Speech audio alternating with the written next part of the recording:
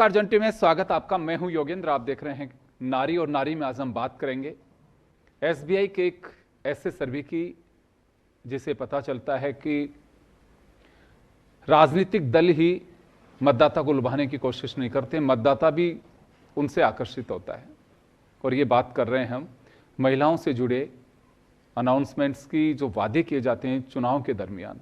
दिल्ली में इलेक्शन है और शायद एक बड़ी वजह हो सकती है कि महिलाओं को टारगेट करके उन्हीं के से जुड़े हुए कुछ ऐसे इश्यूज, खासकर लोक लुभावन वादे, मसलन 2100 रुपये, कोई 2500 रुपये दे रहा है। 10 राज्यों की स्टडी की जो की गई है, आप स्क्रीन पे देख रहे होंगे कि किस राज्य में क्या योजना है और वहाँ के मतदाता पे क्या असर पड़ा है, खासकर महिला मतदाताओं पर।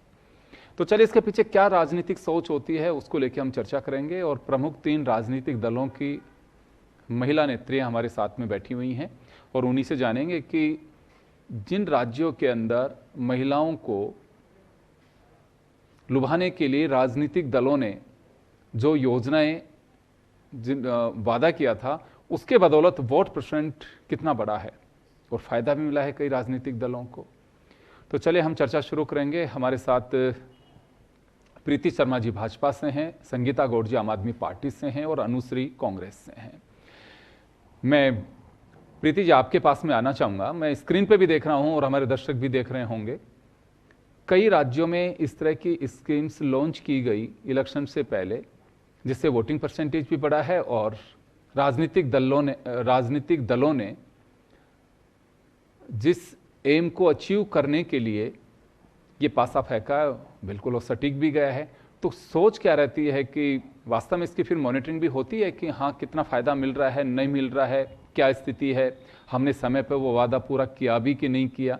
सभी राजनीति में, एक राजनीतिक दल को कटघरे में नहीं खड़ा कर रहा हूँ, कई राजनीतिक दलों ने जो अनाउंसमेंट किए उसका फ़ायदा भी मिला है। तो क्या सोच यही होती है कि मतदाता को लुभाना है? देखिए, और राजनीतिक दलों की क्या सोच होती है ये तो मैं नहीं कह सकती, बट अगर मैं भारतीय जनता पार्टी की बात करती हूँ तो हमारे प्रधानमंत्री जी शुरू से ही ये कहते रहे हैं कि हमें महिलाओं को सशक्त करना है। हम महिला सशक्तिकरण के लिए वो लगातार काम भी कर रहे हैं, चाहे 3 तलाक मिटाने की बात हो, चाहे उज्ज्वला योजना लाने की बात हो, चाहे महिलाओं को घर प्रोवाइड करने की बात हो, लखपति दीदी योजना लाने की बात हो, कि महिलाओं को सशक्त करने की बात हो, सुरक्षा देने की बात हो। जितनी भी योजनाएं केंद्र सरकार के द्वारा लागू की गई हैं वो महिलाओं के सशक्तिकरण के लिए हैं। सदन में महिलाओं की सहभागिता बढ़ाने के लिए जो आरक्षण का काम किया वो भी हमारे माननीय प्रधानमंत्री जी ने किया। तो हमारे माननीय प्रधानमंत्री जी हमेशा से ही महिलाओं को सशक्त करने के लिए प्रतिबद्ध हैं और वो उनका मानना ये है कि जब महिला सशक्त होगी तभी देश को सशक्त बनाया जा सकता है और हम लगातार उसी दिशा में काम कर रहे हैं। जी, तो प्रधानमंत्री जी आप ही के क्यों, सभी के नहीं है? बिल्कुल सभी के हैं। और योजना कोई वो हमारे भारतीय जनता पार्टी की नेत्रियों के लिए या महिलाओं के लिए नहीं लेकर आए हैं, सभी महिलाओं के लिए लेकर आए हैं। 3 तलाक हटाया गया तो मुस्लिम महिलाओं को भी सशक्त करने के लिए एक योजना लाई गई ना। तो आप अगर बात कर रहे थे कि और पार्टियों की क्या सोच रहती है, तो और पार्टियां हो सकता है महिलाओं को लुभाने के लिए जस्ट इलेक्शन से पहले कुछ योजनाएं लाती हूं, जैसे कि अभी आम आदमी पार्टी ने भी इलेक्शन से पहले एक योजना लेकर आई है।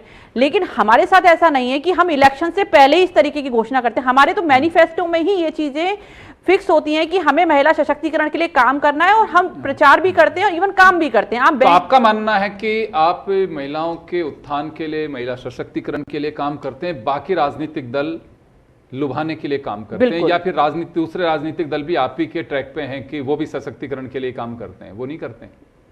ये तो आप मेरी बहनें बैठी हुई हैं, उनसे पूछिए कि उनकी पार्टी की क्या सोच रहती है। ठीक है, संगीता जी आपके पास में आना चाहूंगा। ये मुद्दा इस वजह से ज्यादा गर्म है कि दिल्ली में इस वक्त इलेक्शन है और दिल्ली फिलहाल तो राजधानी पे आप लोगों ने कब्जा किया हुआ है, यानी कि आपकी सरकार है, और वहीं से ये सिलसिला चल रहा है कि वहाँ के मतदाता को लुभाने के लिए, खासकर महिला वोटर्स जो हैं उनके लिए हर राजनीतिक दल अपनी ओर से वादे कर रहा है। और ये ट्रैक रिकॉर्ड जब देखा 10 राज्यों का कि हाँ वास्तव में महिला मतदाताओं के लिए क्या क्या लोक लुभावन वादे किए गए, उसका इम्पैक्ट भी आया है। प्रीति जी का कहना है कि हम लुभाने के लिए नहीं, हम तो सशक्तिकरण के लिए काम करते हैं। बाकी राजनीतिक दलों के उनकी अपनी सोच है कि वो क्या कहते हैं। तो आपका क्या मानना है इस पर?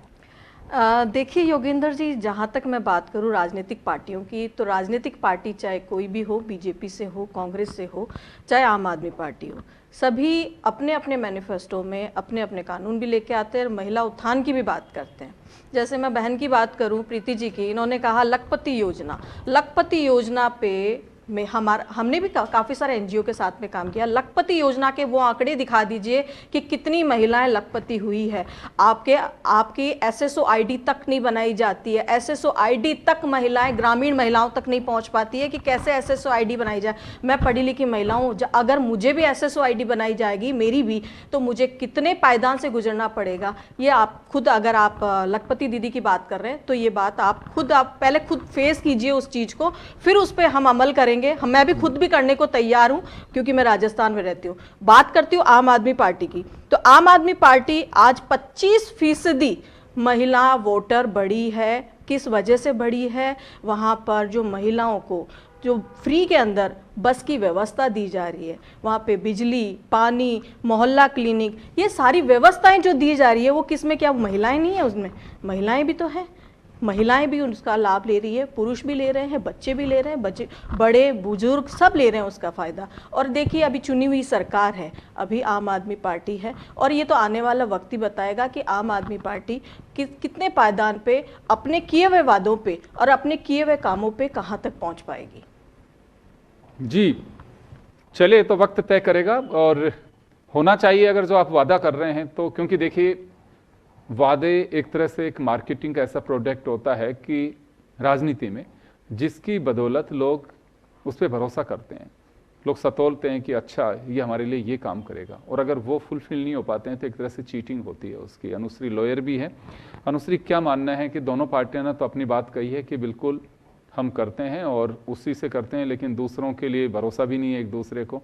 आपका क्या मानना है कि आप लोग भी उसी ट्रैक में हैं, या आप लोग करते हैं और दूसरे लोग नहीं करते हैं पूरा? योगेंद्र जी, मेरा मानना है कि पार्टी चाहे कोई भी हो, सबके मैनिफेस्टो में सामाजिक कल्याण की बात होती है, महिला कल्याण की बात होती है। बेशक तौर पे नीतियाँ अलग हो सकता है अपनाई जा सके, लेकिन बात सभी विकास की करते हैं। तो पहली बात तो ये कि मैं प्रीति जी की बात से बिल्कुल सहमत नहीं थी। जैसा कि आपने भी सवाल उठाया कि प्रधानमंत्री जी तो सभी के हैं। अगर आप महिलाओं के वोटिंग प्रतिशत की बात करें तो कर्नाटक में भी बढ़े हैं, तमिलनाडु में भी बढ़ रही है, तेलंगाना में भी बढ़ रही है, उस पर ये क्या कहेंगी? बात रही आंकड़ों की, अगर आज ये आंकड़े पूछे जाएं तो इनसे आंकड़े नहीं बताए जाते।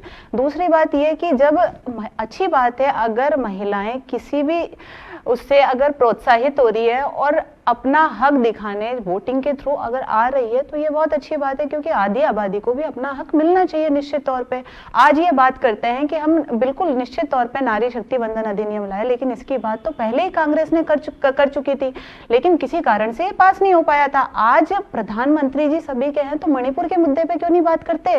मणिपुर तो आज की स्थिति में भी जल रहा है, मणिपुर के मुद्दे को भी तो उठाइए आप। आज अगर राजस्थान में सबसे पहले मैं जितना मानती हूँ, राजस्थान से शुरुआत हुई थी गैस सिलेंडर को एक निश्चित दर पे देने की, धीरे धीरे ये सभी स्टेट्स में फैलता गया। तो मेरा मानना यह है कि पार्टी चाहे कोई भी हो, सभी महिला विकास की बात करती है। नीतियां बिल्कुल निश्चित तौर पे अलग अलग हो सकती है, लेकिन प्रधानमंत्री जी थोड़ा सा, मैं महिला होने के नाते बोल रही हूँ कि मणिपुर के मुद्दे पर कुछ तो बोले। जी खैर, चलिए हम बात अभी वोटर की कर रहे हैं कि वोटर योजनाओं से प्रभावित होते हैं। खैर महिलाओं की बात नहीं है, वोटर तो कोई भी हो, सभी प्रभावित होते हैं महिलाओं का, लेकिन एक वोटिंग परसेंटेज जो बड़ा है उसकी जरूर हम आज जिक्र कर रहे हैं कि योजनाओं की वजह से महिला मतदाताएं बढ़ी हैं।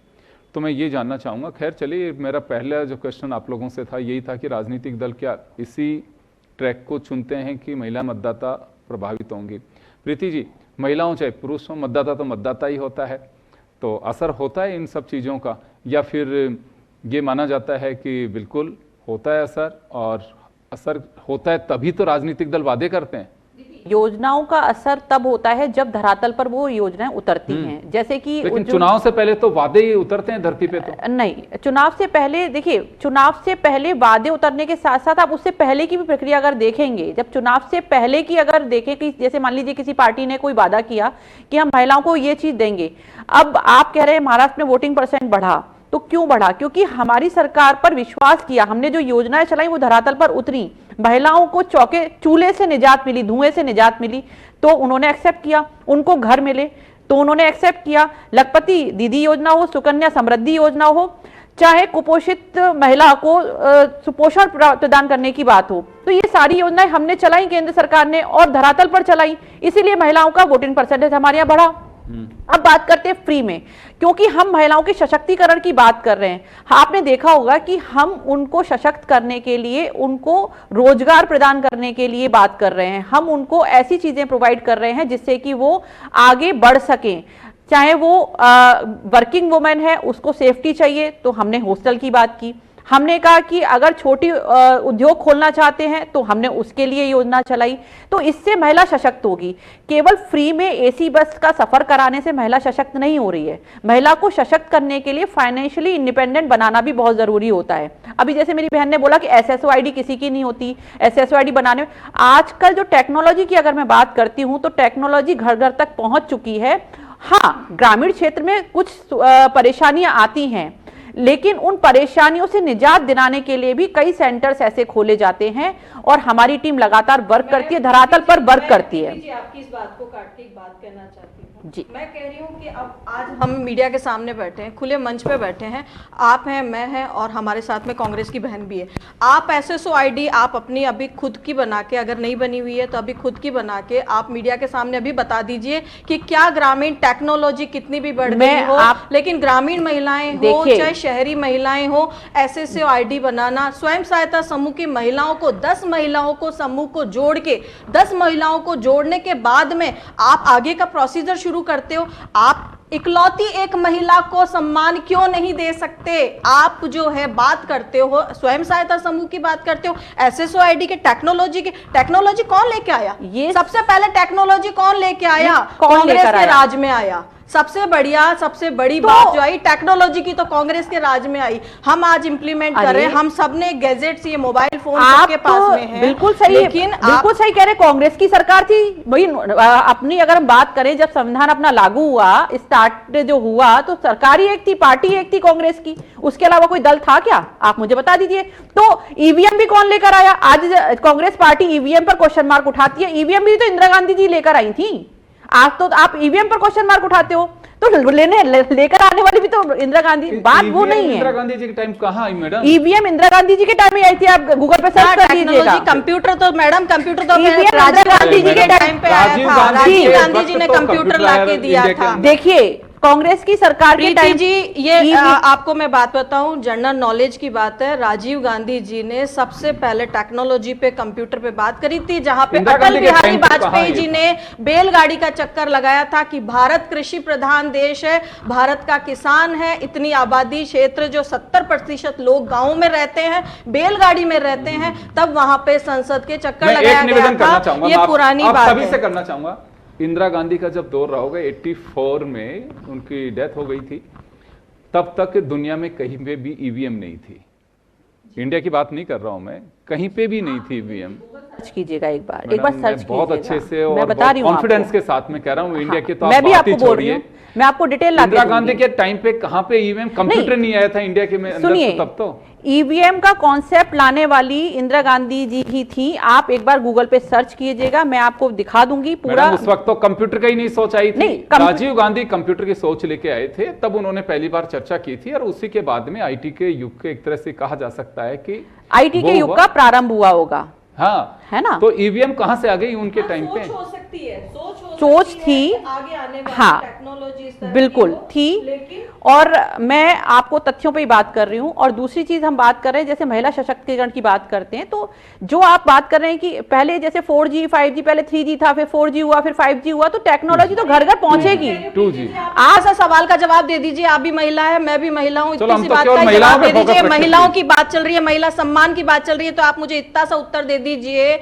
आपके पूर्व सांसद और अभी कालका जी से प्रत्याशी आपके रमेश बिधूड़ी जी ने कभी कांग्रेस की महिला नेत्री को कितनी गंदी बद्दी बात देखिए, करी। फिर उसके बाद में मुख्यमंत्री आतिशी मार्लिना जी के लिए भी उन्होंने गलत बात कही।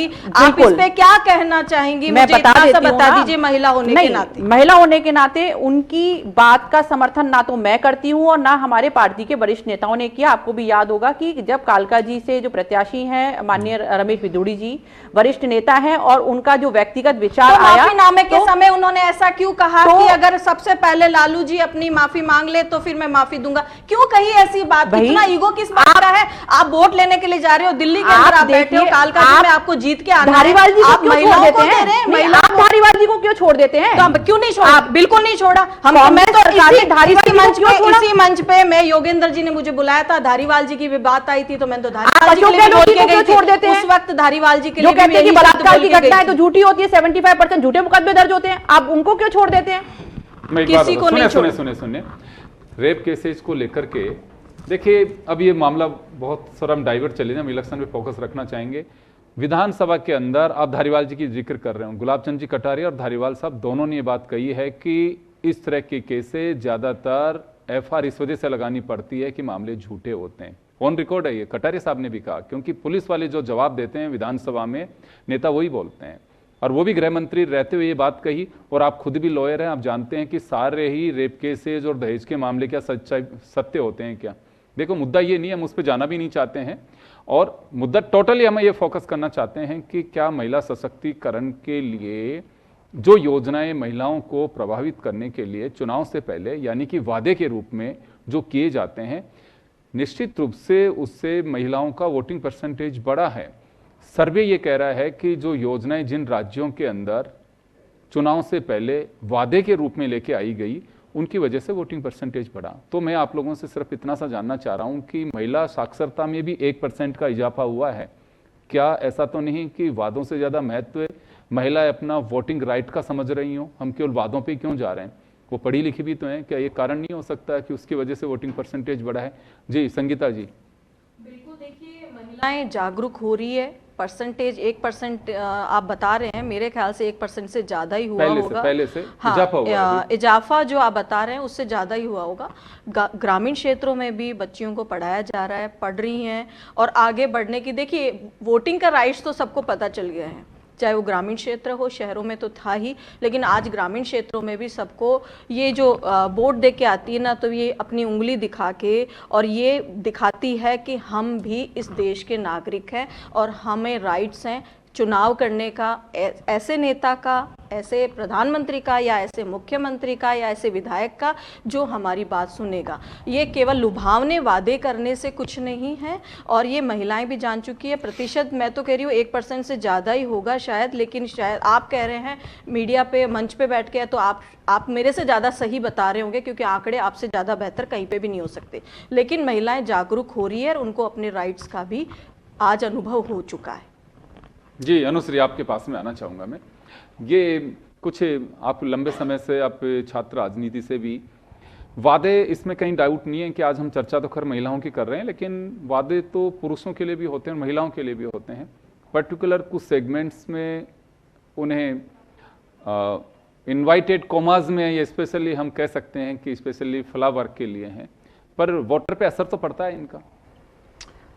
मेरा मानना यह है कि कुछ हद तक पड़ता है, लेकिन उससे ज़्यादा मैं ये मानती हूँ कि पहले की बात कुछ और हुआ करती थी, लेकिन धीरे धीरे जैसे कि एजुकेशन बढ़ती जा रही है, वुमेन्स आगे आती जा रही है, हर सेक्टर में देखेंगे तो महिलाओं में जो प्रतिभा निकल कर आ रही है और जो एक खुद की विल पावर कह लें कि जिस जमाने से हम आदिकाल से निकल कर आ रहे हैं, जब जिस टाइम पे महिलाओं को बाहर निकलने नहीं दिया जाता था, बंदिशें रखी जाती थी, और उसके बाद आज की स्थिति देखेंगे तो महिलाएं पुरुषों के साथ बराबर का हिस्सा ले रही है। तो कहीं ना कहीं महिलाओं को भी उनके जो अधिकार है, हक है, उन चीजों के बारे में समझ आ रहा है कि हमको भी, हमारे लिए हमारा वोटिंग भी एक राइट है और हम हमारी मर्जी से वोट देंगे। इसके लिए मुझे इतना नहीं लगता है कि ज्यादातर जो योजनाएं हैं वो आकर्षित कर रही है। क्यों? क्योंकि आज अगर मैं बात करूं तो मैं खुद भी एक महिला हूं, चाहे महिला हो चाहे पुरुष हो, लेकिन आप जब कहीं स्टैंड करते हो तो आप खुद के लिए स्टैंड करना जान रहे हो, और ये महिलाओं के लिए बहुत बड़ी बात है कि वो अपनी विल पावर से खुद के लिए खड़ी हो रही है और सशक्त हो रही है। जी बिल्कुल, चले पार्टी लाइन से आपने अलग हट करके बात की है, लेकिन एक राइडर भी होना चाहिए कि जो आप वादे कर रहे हैं इलेक्शन के दरमियान, मैंने पहले भी कहा कि आप लोग कानून को बेहतर तरीके से समझते हैं कि वादे एक ऐसा होता है कि जिस पे भरोसा किया जाता है किसी भी राजनीतिक दल पे, उसकी कोई अकाउंटेबिलिटी भी तय होनी चाहिए कि हाँ बिल्कुल आपने वादे किए हैं तो पूरे भी होने चाहिए। पे वादे पूरे होने चाहिए। और मैं जितना समझती हूँ कि सरकार, जब हमारी खुद की कांग्रेस की सरकार थी, जब हमने अभियान भी चलाया, आप चाहे फास्ट ट्रैक कोर्ट्स की बात ले लीजिए, चाहे जो महिला अपराध है उन पे भी जितने अंकुश लगे, आज ये कहते हैं कि हमारी सरकार में महिला अपराध बढ़े। अरे जब कोई अपराध हो रहा है तो उसको दर्ज करेंगे तो आपको आंकड़ा ज्यादा ही दिखेगा, लेकिन उनका निस्तारण भी तो हुआ है कहीं ना कहीं। तो निश्चित तौर पर इनकी जो है वो गाइडलाइंस, चाहे हमारी सरकार हो चाहे भारतीय जनता पार्टी की सरकार हो, तय होनी चाहिए। जी चलिए प्रीति जी, आपके पास में भी आना चाहूँगा। वादे किए जाते हैं, खैर चले, वादे कोई गुनाह नहीं है। चुनाव से पहले बताया तो जाता है कि हमारा विजन क्या होता है, राजनीतिक दलों के नज़रिए में वो विजन होता है, जनता के लिए वो वादे होते हैं। इस पे ये कुछ होना चाहिए कि इस तरह के भी ऑडिट हो कि हाँ वास्तव में आपने ये वादे किए थे और कब पूरे कर रहे हैं, कितने पूरे हुए, ये रोड मैप भी आना चाहिए सामने। बिल्कुल आना चाहिए और ये लगातार चलता भी है। मैं अगर बताती हूँ आपको कि भारतीय जनता पार्टी जो भी मैनिफेस्टो में लेकर आती है, हमने कितने काम कर दिए, कितने हमारे पेंडिंग हैं, ऑडिट रिपोर्ट प्रॉपरली सेंट्रल के पास भी जाती है राज्य सरकारों के द्वारा। तो जब तक ऑडिटिंग नहीं होगी तब तक हम आंकड़े कैसे लेकर आएंगे। आंकड़े जब आपके सामने प्रकाशित होते हैं तो वो आंकड़े आते ही तभी हैं जब उसका ऑडिट की जाती है। तो वादे जो किए जाते हैं उसको धरातल पर उतारने के लिए किए जाते हैं, ना कि वादे केवल कागजी वादे होते हैं। जी चलिए, मैम आपके पास में आना चाहूँगा।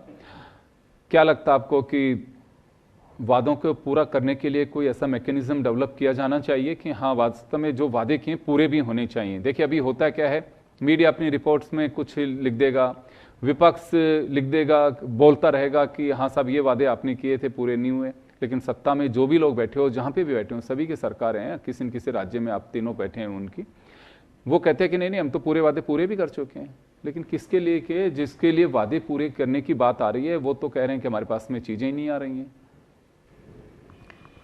योगेंद्र जी, मैं ये बताना चाहूँगी कि आम आदमी पार्टी की सरकार दिल्ली में कब से है और ये काम कर रही है, सिर्फ काम के दम पर वोट मांगती है और लगातार काम कर रही है, और ये दिल्ली की जनता अच्छे से भलीभूत तरीके से जान चुकी है।